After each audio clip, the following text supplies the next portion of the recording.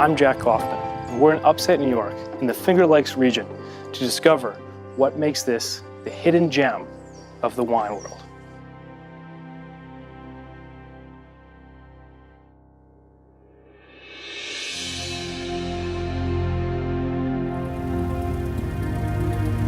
Join me as I take you on a journey through the best the Finger Lakes has to offer and discover that through a history of unique geological events mixed with human ingenuity and determination yield an incredible place on the cusp of greatness.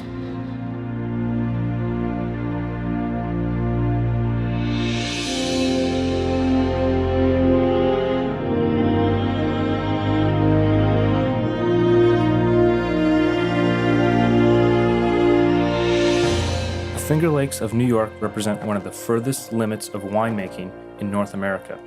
For most of its history, only Native American Vitis labrusca grapes and French-American hybrid grapes were planted here, with the belief that the generally higher quality European Vitis vinifera wouldn't survive. Only in the 1960s did vinifera grapes begin to be taken seriously. Their ability to thrive in the Finger Lakes is no longer in doubt.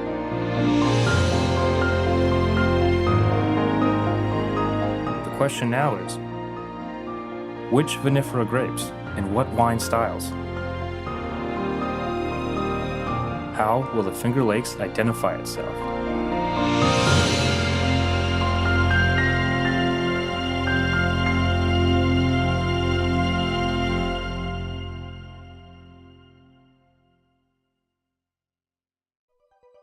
The ancient Iroquois legend has it that the Great Spirit, asked to point to the most beautiful place on earth, set hands on the grounds just south of what would be Lake Ontario. As the fingers drew away, the imprints filled with water and formed the Finger Lakes. Though many who come here or live here find this the most satisfying explanation for these unusually long and deep lakes, I found myself sailing the deepest of the lakes, Seneca, with two men who would say otherwise. Enter Hobart and William Smith College's geologist professor Tom West and mathematics and physics graduate student Chris Wilson, both of whom are local to the Finger Lakes area. This was obviously a river. All these were rivers prior to the glaciation, and the glaciers came down these river valleys and carved out the weaknesses in it. The lake kind of acts as like a temperature moderator for this region. To change its temperature, you need to dump in an incredible amount of energy compared to other substances. So the lake kind of lags the seasonal temperatures, and what that'll do is it will heat up the winters and cool down the summers ever so slightly. That kind of keeps that temperature rate in the sweet range for wine production.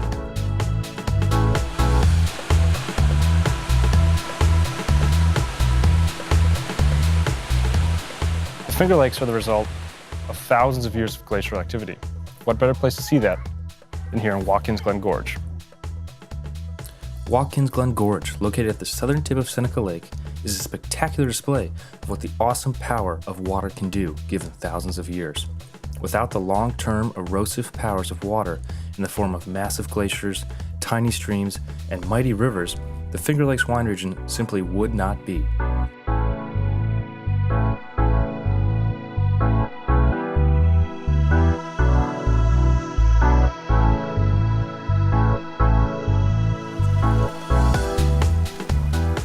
Part of what makes the Finger Lakes wine region so unique is the glacial activity that took place here thousands of years ago. Unlike Napa, Tuscany, and Bordeaux, they didn't really have this exposed bedrock in this slate that created such great flavors in a lot of the wines, particularly the Riesling that we have here today. While the geological history is fascinating and has played an impressive role in shaping the Finger Lakes wine region, it's the human element that truly catapulted it to where it is today. We're here in Hammondsport, New York, at the historic Pleasant Valley Winery. Let's check it out.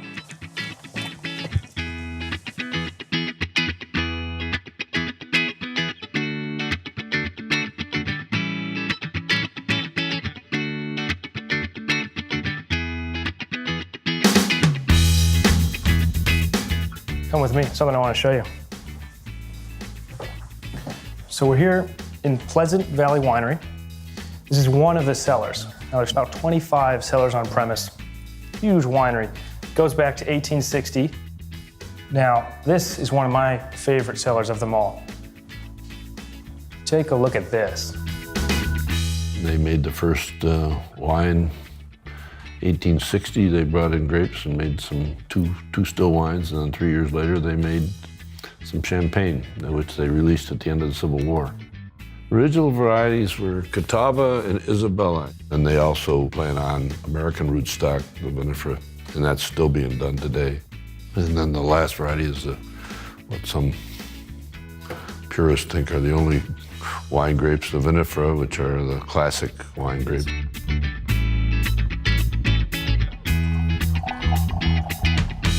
So we're at the vineyards themselves. Tell us about the grapes that are grown on these vines right here.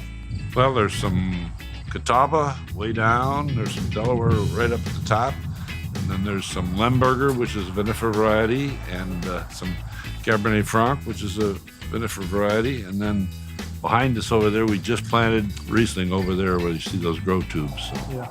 about 5 or 6 varieties here. Great. Well, I mean, this is a terrific view.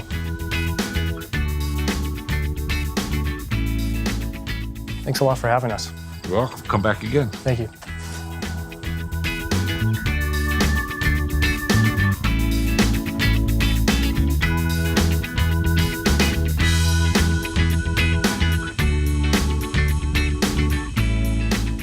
Our founder, Dr. Constantine Frank, was actually a PhD in viticulture, and he was the first to introduce the noble European wine grapes to the Finger Lakes. And this is way back in the 1950s. And back then in New York, we just had the native Labrusca wines like Concord, Catawba, and a few hybrid wines, which are called French hybrids. They were crosses between the native grapes and the European.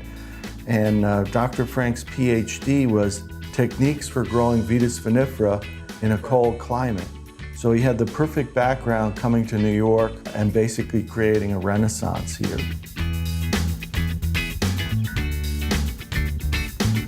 So we're here at the sister winery of Dr. Constantine Frank, which is called Chateau Frank. It was just added to the National Registry of Historic Places. We've got a historic plaque on the road. And this winery is dedicated to premium sparkling wines. So in honor of your visit, we're gonna pop the cork on some beautiful Finger Lakes bubbly. This is a rosé sparkling wine. I understand you spent some time in France, so you can appreciate good rosés. And all of these sparkling wines are made méthode champenois. So that means they're fermented right in the bottle.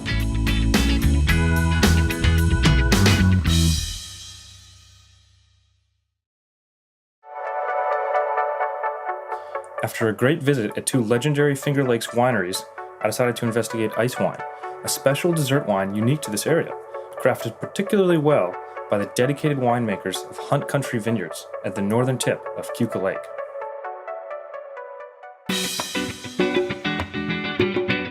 And you guys specifically do ice wine. I know you're pretty famous for that. Talk a little bit about that and why it's kind of unique to this area. Sure. Well, first of all, the Finger Lakes is the coolest wine region in the country, and because of that, we get more intense fruit flavors than any other region, and that's because we have sunny, warm days in September like today, and very cool nights. And the cool nights seem to concentrate the fruit flavors in the berries. To make an ice wine grape, we use a grape called Vidal, which is a late ripening, flavorful grape that's fairly tough skin and hangs on quite well. And after normal harvest, when they make a wonderful dry wine, we let the grapes go through Indian summers and frost, up and down cycle. Wow. And that helps develop raisiny, plummy, honey flavors in the berries. And when it finally gets, after maybe 1 or 2 months later, it gets down to 10 degrees Fahrenheit, we rush out, pick the grapes frozen, press them frozen, and we get a small amount of very concentrated juice. And we ferment that very flavorful juice to make the ice wine. And what a fantastic ice wine it was.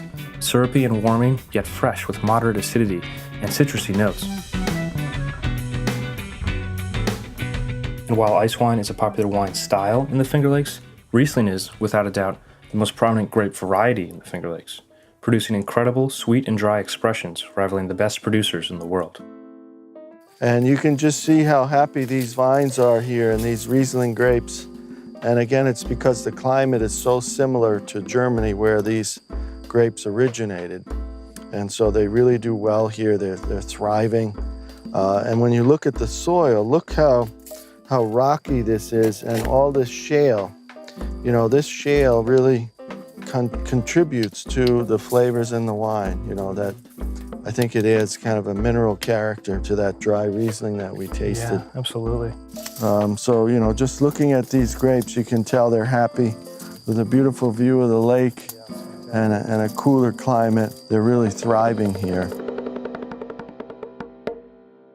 So we're here on the east side of Seneca Lake, about midway between Geneva to the north and Watkins Glen to the south.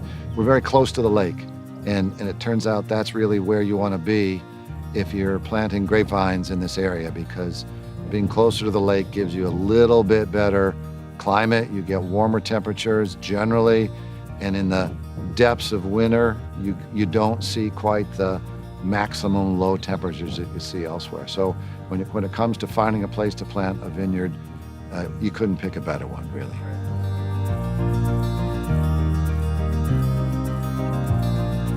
Every grape is different, and putting a grape into the wrong climate or the wrong conditions is really going to you're going to end up with a disappointing wine. It turns out Riesling happens to be a grape that does best in a cooler climate. It's the kind of grape that if you let it take a long time to ripen, you can still retain the acidity in the grape, which is what makes Riesling lively, and you can also get the ripeness in the grapes. If you plant it in a cool climate, you retain the acidity, you get the ripeness, and now what you have is a really remarkable wine. Following talk of white wine, I got the chance to stop in Microclimate, the preeminent wine bar of Geneva, New York, and spoke with co-owner Stephanie, relocated to this region from France for the love of wine, about the importance of blending and about the most promising red grape variety in this region. For me, blends are something I think the Finger Lakes should go into more. Because when you blend different grapes, what you do is year in and year out, you may have a wonderful year like 2010 or 2012. And then in between you have those years that are a little bit too humid, a little bit too cold. You don't get the sun at the right time, or you get the rain just before you harvest, and that dilutes the quality of the grape.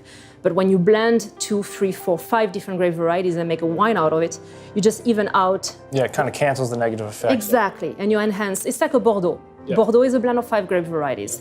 So I wanted to showcase a blend from the Finger Lakes because, in my opinion, as a wine person, it's one of the things we should do more of in the Finger Lakes.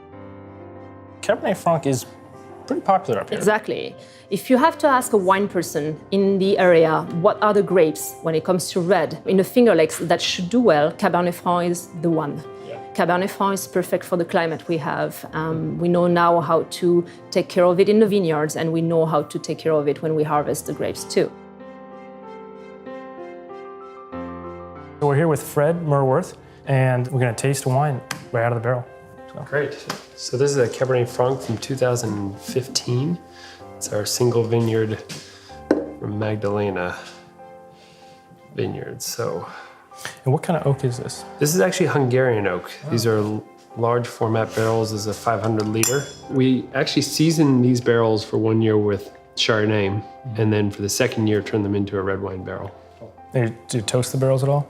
These are medium toast. I think they fit our style a little bit better. Well, that's fantastic. Thank you. Absolutely. Thank you. Cheers. Cheers.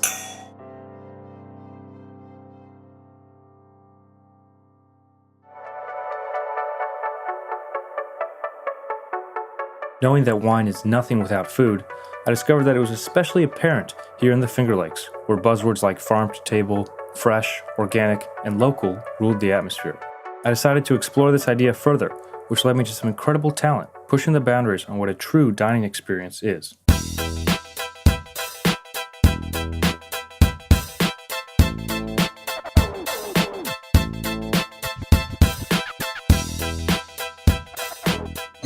Can you kind of touch on just the fact that it's made it so fertile. Yeah. Such a great region for this kind of stuff.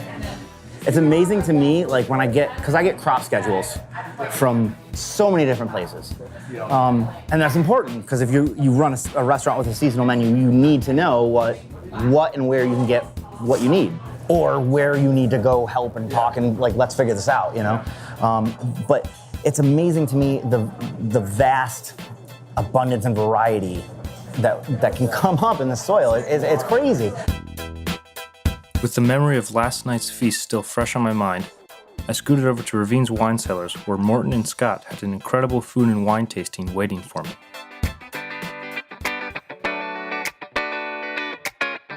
So if you're with someone, they don't know anything about the Finger Lakes, how would you sell them on this region?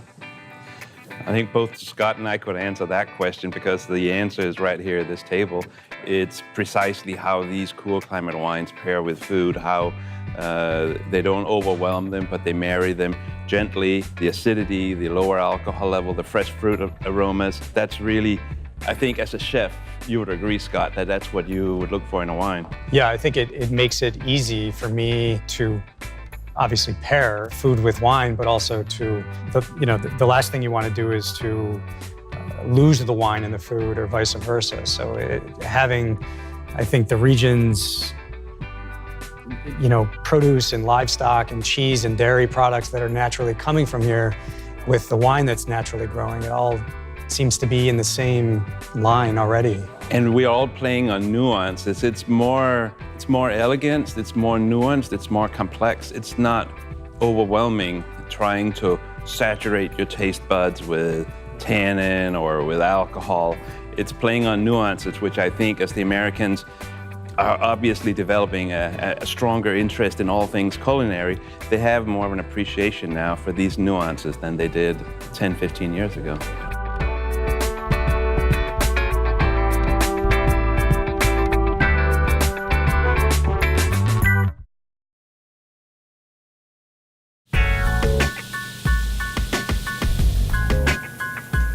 Following a great food and wine tasting at Ravine's Wine Cellars, I headed on down the western shore of Seneca Lake to check out the famed FLX Winery and have lunch with past Geneva City Council member and Seneca 7 founder, Jackie Augustine. Jack!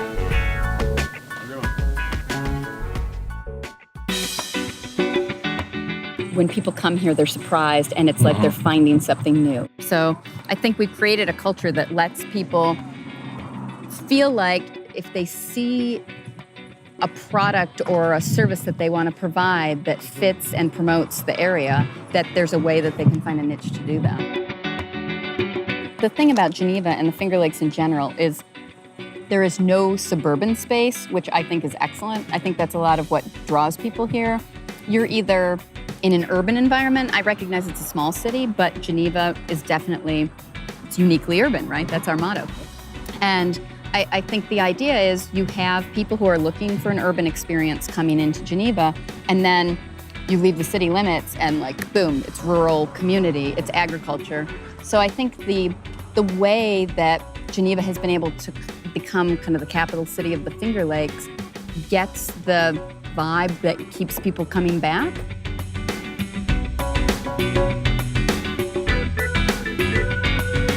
After a wonderful and filling lunch at FLX Winery, I scooted a bit further down the lake to do a wine tasting with Michael Murphy at the esteemed Herman J. Weimer Vineyards, a true master of Vitis vinifera varieties in the area.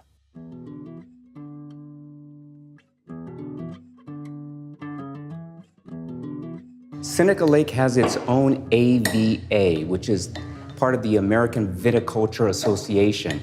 It is unique.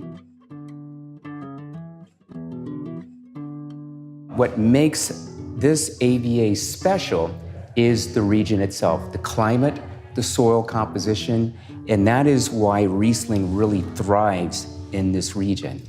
This is definitely a cool climate region. And when Herman first came over, he really saw that correlation from when he was growing up to what we are able to produce here. His background was his mother's side of the family had been growing grapes for 300 years. His father's side of the family had been in the nursery business, basically grafting for years. And so he brought that knowledge over here. We've been producing wines, and we also have a nursery. And what I mean by nursery is we graft vines. This year we did over 500,000 of them, and we ship them throughout the country to other wineries. So that's really an integral part of... It's kind of the cloning thing, right? Exactly, it's cloning. And so we do all grape varietals. The reason we've had so much success with the grafting is because of our rootstock, which is native. So that native rootstock, we're talking Catawba, Niagara, Concord, very hardy grapes, and they do well throughout the country. The bottom line is you want something that you like as well as consumer likes. You've got to follow your heart. I think that when you make a wine, to a certain extent, you need to make it so people enjoy it, but you also have to enjoy your wine as well.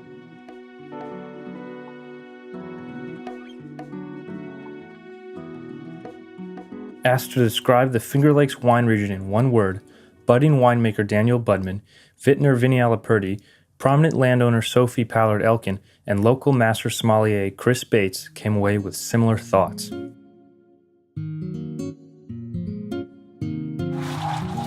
I'd say potential. I mean, there's so much potential here, and we're beginning to see what that really means in the Rieslings that are being produced here. But as you mentioned earlier, the red wines, the Pinot Noirs, the Cab Francs, no doubt that they have the potential to compete on the international scale. You know, since the 70s, this whole vinifera revolution has really taken hold. And to me, the Finger Lakes is about family run, small-scale farm wineries. And I think that's the future of the Finger Lakes.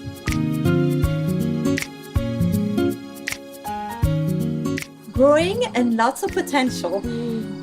There's still work to be done, but I think they're getting there. So it's very interesting to be part of that renaissance. I think this is what has been very thrilling to me.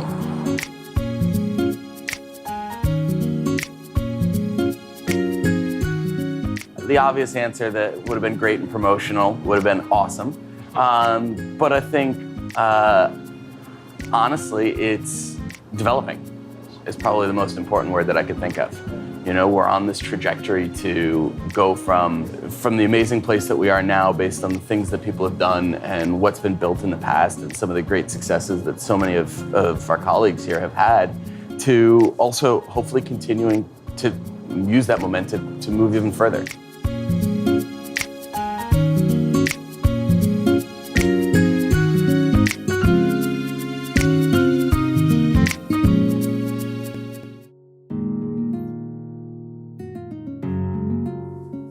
After studying the world of wine to become a certified sommelier and traveling the world to produce video-based content, it occurred to me that some of the best the world has to offer, wine-wise, was right under my nose, right in my backyard, so to speak, right here, in the Finger Lakes region of upstate New York.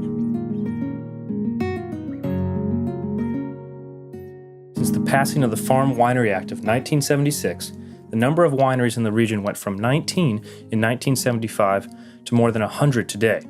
What's more, one of the most striking features of the region is the winemakers' commitment to cooperation and collaboration among themselves in the name of producing world-class wines. And now, with world-renowned winemakers like Paul Hobbs and Johannes Selbach planting new Riesling vines on Seneca Lake and consistent 90-plus rated wines from a handful of producers, it is clear the Finger Lakes region is picking up steam.